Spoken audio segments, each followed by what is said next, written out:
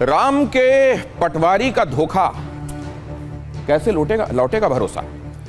चंपत राय ने इस्तीफा दे दिया, डॉक्टर अनिल मिश्रा इस्तीफा उनका भी हो गया। ट्रस्ट ने अभी इस्तीफा स्वीकार नहीं किया है, क्योंकि किसी एक व्यक्ति को इस्तीफा नहीं स्वीकारना है।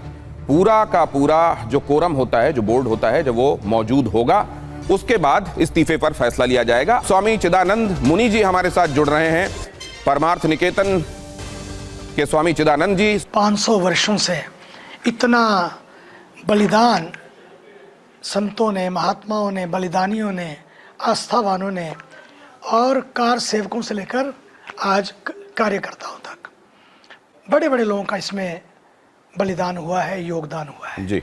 और ऐसे में इस तरह की दुखद घटना, इस तरह की उपेक्षा हो जाना जी। और नेग्लिजेंसी हो जाना, ये सचमुच बड़ा दुर्भाग्यपूर्ण है। जहाँ तक बात है तुरंत एक्शन लेने की, मुझे बड़ी प्रसन्नता है कि जैसे ही पता लगा तुरंत ही सूचना आदरणीय मुख्यमंत्री जी को दी गई। उन्होंने तुरंत ही SIT निर्णय गठित करने का निर्णय लिया और कहा कि 15 दिन के अंदर अंदर इसका निर्णय आ जाएगा। जांच होगी, दूध का दूध और पानी का पानी होगा। आश्चर्य की बात तो ये है कि 15 दिन नहीं, 10 दिन के अंदर ही जांच रिपोर्ट आई और ठीक अगले दिन ही 9वें दिन आई, 10वें दिन गिरफ्तारियां भी शुरू हो गई। और ये एक अच्छा कदम है और मुझे तो लगता है दोषी कोई भी हो, ये बात केवल व्यवस्था की नहीं है, ये आस्था का प्रश्न है।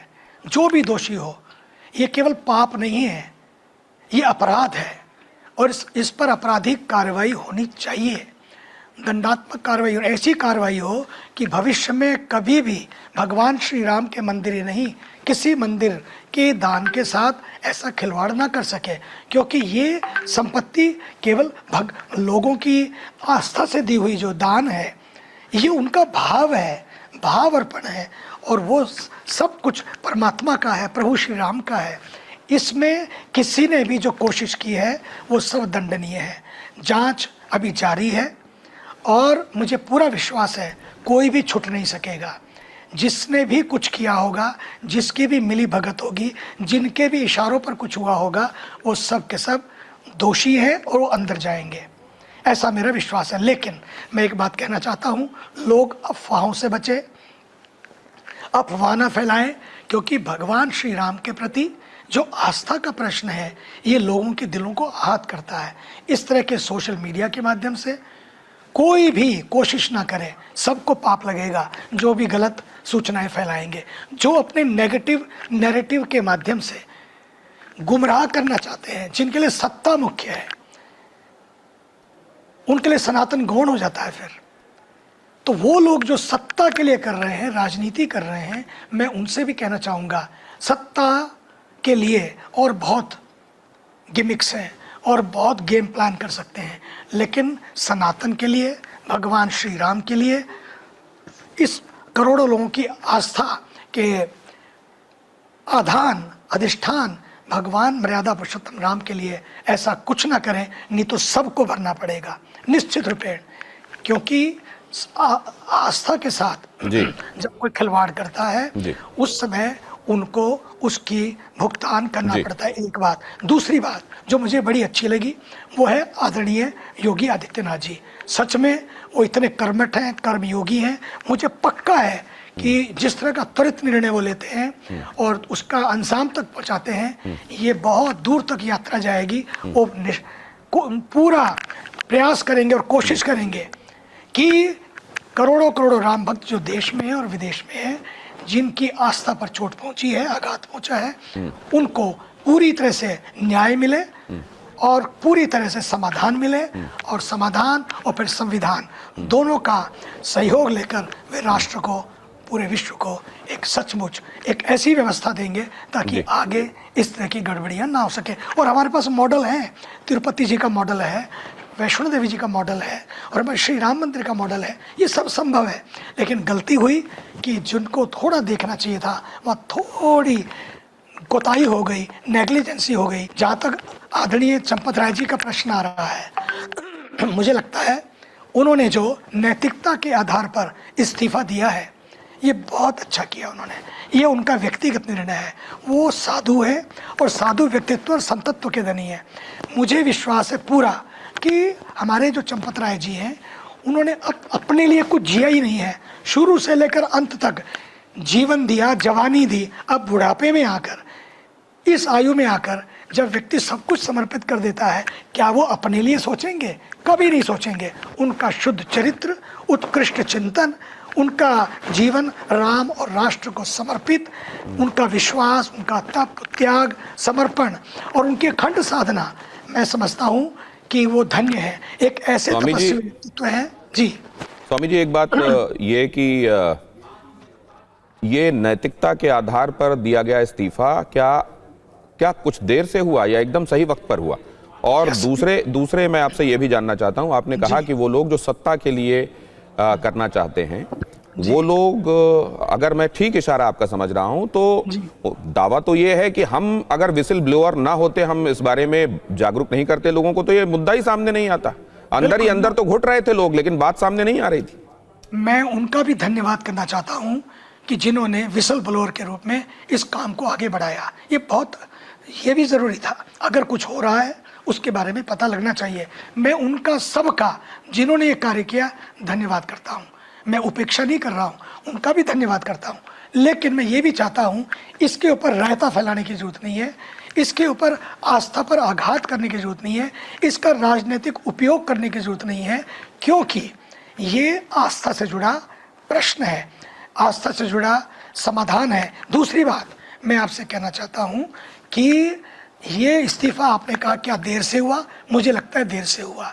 उसी दिन उनको ये निर्णय ले लेना चाहिए था और उन्होंने ले भी लिया होगा। हो सकता है कुछ लोगों ने रोका हो, कुछ कहा हो, या उन्होंने ये सोचा कि एसआईटी की जांच आ जाए, उसमें जो भी सामने आएगा और उसको देखते हुए मैं निर्णय लूंगा। और मुझे लगता है जब उनको लगा तो पहले तो वो डिले हुआ स्वामी जी, पहले वो डिले हुआ और अभी भी इस्तीफा दिया ही गया है, स्वीकृत नहीं हुआ है। अब वो 11 जुलाई को उस बैठक के बाद उस पर फैसला होगा। 11 जुलाई में ही अभी 15 दिन है और उसके बाद फैसले में स्वीकार होगा या नहीं, ये भी एक सवाल अपनी जगह कायम है। तो ये डिले, फर्दर डिले हो रहा है क्या? मुझे लगता है कि ये ट्रस्ट का विषय है, ट्रस्ट इस पर निर्णय लेगा। लेकिन ये बात पक्की है कि जहाँ तक उनका खुद का जीवन है वो निष्कलंक है। रही बात निर्णय की, निष्कलंकता और निर्णय दो चीज़ें हैं। निष्कलंक वो निश्चित रूपेण है, वो अपने लिए बिल्कुल नहीं करेंगे, मुझे पूरा भरोसा है।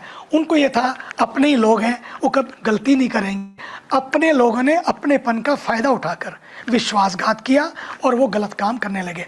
जैसे ही मुझे लगता है कि उनके संज्ञान में आया, ऐसा नहीं कि उन्होंने कोशिश नहीं की होगी, कोशिश की होगी ताकि बाहर लाएंगे तो बदनामी होगी, अंदर अंदर कोशिश की, लेकिन ये विसल ब्लोइंग हुई, उसके बाद बात बाहर आई। संदर्भ में दो बातें कही जा रही हैं स्वामी जी और आपसे, क्योंकि आप खुद एक बड़ी व्यवस्था खुद भी चलाते हैं, न सिर्फ देश में बल्कि विदेश में भी। न जाने कितने प्रकल्प आप खुद भी देखते हैं जन कल्याण के, परोपकार के। एक दिन हुआ हो, 2 दिन हुआ हो, महीना हो गया हो, 15 दिन हो गए हो, तो ये समझ में आता है कि कोई किसी के भरोसे का नाजायज फायदा उठाने में कामयाब रहा। लेकिन अगर ये बहुत दिनों तक चला हो, निरंतर चला हो और ये समझा जाए कि किसी के भरोसे के साथ कोई खेल गया, तो क्या ये बात ये अंदर मतलब हलक के नीचे जाती है क्या? और क्या ये जो कहा जाता है जो कि इग्नोरेंस इज नो एक्सक्यूज, अगर आप उस मामले में इग्नोरेंट थे तो ये कोई एक्सक्यूज नहीं हो सकता, कम से कम कटघरे में अगर आप खड़े हैं तो क्या ये बात उन पर भी लागू है? जी, मुझे लगता है ये चूक हुई है और उनको निर्णय तुरंत लेना चाहिए था और ये चूक हो गई है और देर आए दुरुस्त आए। अब उन्होंने उसको अनुभव किया है और तुरंत उन्होंने उसका संज्ञान लेकर और तुरंत इस्तीफा दे दिया है। मुझे लगता है कि ये कार्य पहले होना चाहिए था। ये भी लगता है कि ये चूक नहीं होनी चाहिए थी। क्योंकि एक आखिरी सवाल स्वामी जी मैं आपसे और जानना चाहता हूँ, जब ये कहा जा रहा है कि सनातन पर लांछन लगाने के प्रयास किए जा रहे हैं, जी, एक तरफ ये कि अगर इस मामले को लेकर इसको सतह पर ना लाया जाता तो ये अंदर ही अंदर चल रहा था, ये सामने ना आता, तो वो विसिल ब्लोअर्स उनकी तारीफ की जानी चाहिए, या इस मामले में सनातन पर लांछन लगाया उसकी कोशिश की गई, इसको इस तरीके से देखा जाना चाहिए? जी, पहली बात तो ये है इस बात का बाहर आना कोई बुरी बात नहीं है। अगर उनको पता लगा, उन्होंने बाहर लाया, मैं धन्यवाद करता हूँ। लेकिन अब उस बात को बाहर लाने के बाद अब उसका सत्ता के लिए, राजनीति के लिए उसका दुरुपयोग करना, इससे राष्ट्र की भी, राष्ट्र की आस्था की भी और सनातन के प्रति भी लोगों के मन में चोट पहुंचती है, विश्वास घटता है। ये बात पक्की है। इस घटना से मैं आपको बताऊं, सनातनी इतने अच्छे होते हैं, आपको सब मालूम है, कि कितना भी कुछ हो जाए भगवान राम के प्रति उनकी आस्था डिगेगी नहीं। आज से नहीं, करोड़ों वर्ष, लाखों वर्षों से कितनी बार क्या क्या आघात नहीं सहने पड़े, कितने आक्रमण हुए, कितनी मुसीबतें आई, लेकिन सनातनियों का विश्वास, सनातनियों की आस्था, उनके प्रेम की गंगा, भक्ति की गंगा सदैव बहती रही है। और मुझे अब भी विश्वास है ये बहती रहेगी। हाँ, लोगों को चोट पहुंची है और उसका निराकरण होना भी बहुत जरूरी है। और इसके निराकरण के लिए आदरणीय योगी जी ने और आदरणीय मोदी जी भी पूरा संज्ञान लेकर इसको देख रहे हैं। मुझे पूरा विश्वास है ये दोनों ऐसे महापुरुष हैं, इनके ऊपर शक नहीं किया जा सकता और ना ही वो किसी को बचाएंगे। अगर दोष होगा वो किसी को भी बचाने का प्रयास नहीं करेंगे। आपने हमारे साथ बात करने के लिए समय निकाला, स्वामी जी आपका बहुत बहुत धन्यवाद।